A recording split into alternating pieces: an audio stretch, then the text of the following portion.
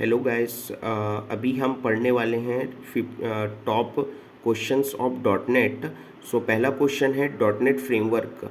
तो dot net framework क्या होता है कि जैसे कि आप इस पर्टिकुलर वेबसाइट पे देख सकते हैं, लिखा हुआ है कि हम उससे बिल्ड कर सकते हैं variety of application using window.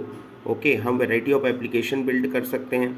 तो इसमें क्या रहता है, एबिलिटी रहता है क्या चीज़ करने का, डेवलप क्लास, लाइब्रेरी, एपीआई, और उसको रन करने का, डिबग करने का, and deploy code on to the web service application form.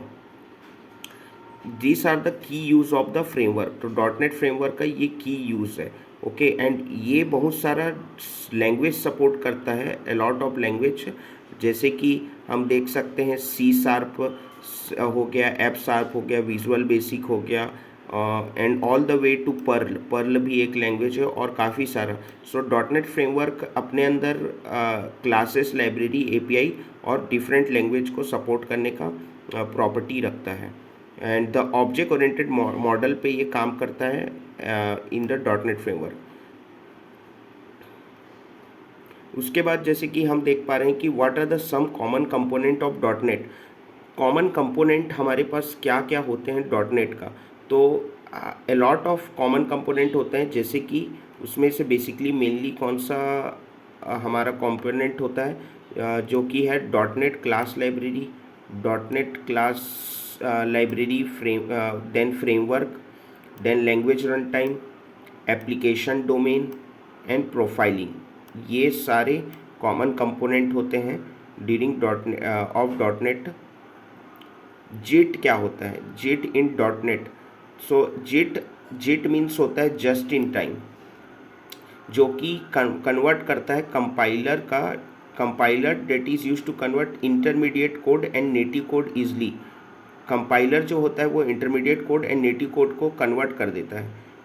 During execution the code converted into native language called byte code. जो भी हमारे नेटिव लैंग्वेज में कन्वर्ट होता है एग्जीक्यूशन के दौरान, जो भी कोड, उसको हम क्या बोलते हैं, बाइट कोड बोलते हैं।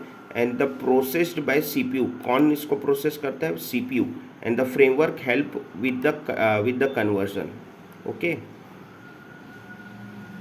फिर अगर हम MSIL की बात करें तो MSIL क्या होता है, माइक्रोसॉफ्ट का इंटरमीडिएट लैंग्वेज होता है। Okay, the full form is Microsoft intermediate language, जो कि इंस्ट्रक्शन प्रोवाइड कराता है किसके लिए, मेमोरी को हैंडल करने के लिए, एक्सेप्शन हैंडल करने के लिए, और बहुत सारी चीज़ों को हैंडल करने के लिए।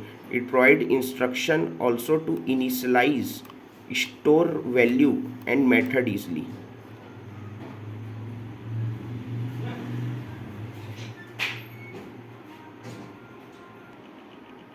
Now the next question comes is what is CTS। जैसे कि हम देख सकते हैं CTS का फुल फॉर्म होता है कॉमन टाइप सिस्टम होता है, जो कि एक सिस्टमेटिक एक रेगुलेशन बना के रखता है, जिससे कि हम डिक्टेट कर पाते हैं क्या चीज़ को, कि वो कौन से डेटा टाइप का है as per the relation in the value provided by the user. मतलब जो भी यूज़र वैल्यू प्रोवाइड करा रहा है उसके हिसाब से, जैसे कि स्ट्रिंग है, कैरेक्टर है, इंटीजर है, तो उसके हिसाब से कौन सा डेटा टाइप है वो कॉमन टाइप सिस्टम अपने अरेंज करके, कस्टमाइज करके आपको रिप्रेजेंट करता है। It primary purpose characterize and encompasses. जैसे कि मैंने बताया कि वो डेटा टाइप पे वर्क करता है as per the value provided by the user. तो यहाँ पे वही लिखा है, all the various data type utilize within a user application. Also हम यहाँ पे ये भी लिखा गया है कि हम यूज़र जो है वो कंस्ट्रक्ट कर सकता है अपना custom call as per the guideline of the CTS, जो कॉमन टाइप सिस्टम का गाइडलाइन है उसको फॉलो करते हुए। और हम यहाँ पे एकोमोडेट कर सकते हैं diverse range of programming language employed when working with in the dot net. तो हम डिफरेंट प्रोग्रामिंग लैंग्वेज जो कि हम डॉट नेट फ्रेमवर्क में यूज़ करते हैं, तो उसको भी हम यूज़ कर सकते हैं। Now next question is common language specification, CLS। The full form of CLS is common language specification in dot net. ये क्या करता है कि इंश्योर करता है कि जो भी डेवलपर है वो इंटर लैंग्वेज ऑपरेशन परफॉर्म कर पाएँ इफ़ रिक्वायर्ड। अगर ज़रूरत हो तो इंटर लैंग्वेज ऑपरेशन मतलब होता है कि डिफरेंट लैंग्वेज पे वो वर्क कर पाएँ, जिससे कि हम क्या यहाँ पे लिखा हुआ है कि reusable aspect among all the dot net compatible language. तो जितने भी डॉट नेट में कंपेटिबल लैंग्वेज है उसको हम रीयूज़ कर सकें, इसलिए हम कॉमन लैंग्वेज स्पेसिफिकेशन का यूज़ करते हैं। Now we have a question, what does CLR stand for in .NET? तो CLR जो रहता है वो एसेंशियल और मेन कंपोनेंट रहता है, like and the full form is common language run time, जो कि यहाँ पे लिखा हुआ है vital component of .NET as the foundation of many application to run. तो हम सी शार्प पे पा रहे हैं कि वो जो भी लैंग्वेज रहता है, suppose user write an application in C sharp पे, अगर वो एप्लीकेशन को राइट किया है तो वो कंपाइल होगा और कन्वर्ट होगा किसमें, इंटरमीडिएट कोड पे। उसके बाद CLR उस कोड को लेगा, यहाँ पे लिखा हुआ है it take after this CLR takes up the code and work on it, और CLR उस पर वर्क करेगा। उसका कुछ फॉलोइंग एस्पेक्ट होता है जो कि यहाँ पे दिया गया है, जैसे कि मेमोरी मैनेजमेंट पे वर्क करता है, सिक्योरिटी प्रोटोकॉल पे, लाइब्रेरी लोडिंग पे और थ्रेड मैनेजमेंट पे। अब हम देख पा रहे हैं कि डिफरेंस क्या होता है manage code and unmanaged code का। तो मैनेज कोड क्या होता है, manage code managed by CLR होता है, ओके। जो कॉमन लैंग्वेज रन टाइम होता है वो मैनेज करता है, और not manage by an entity, कोई भी एंटिटी के द्वारा मैनेज नहीं किया जाता। और दूसरा डिफरेंस होता है garbage collection is used in memory management. Garbage collection का यूज़ करते हैं ताकि मेमोरी को हम अच्छे से मैनेज कर पाएँ। और ये जो होता है मेमोरी मैनेजमेंट यहाँ पे होता है वो रन टाइम इन्वायरमेंट पे होता है। .NET फ्रेमवर्क जो रहता है वो एसेंशियल और नेसेसरी होता है for execution of the manage code के एग्जीक्यूशन के लिए। वही यहाँ पे बोल रहा है अनमैनेज कोड किसी भी .NET फ्रेमवर्क पे डिपेंडेंट नहीं रहता उसको रन करने के लिए।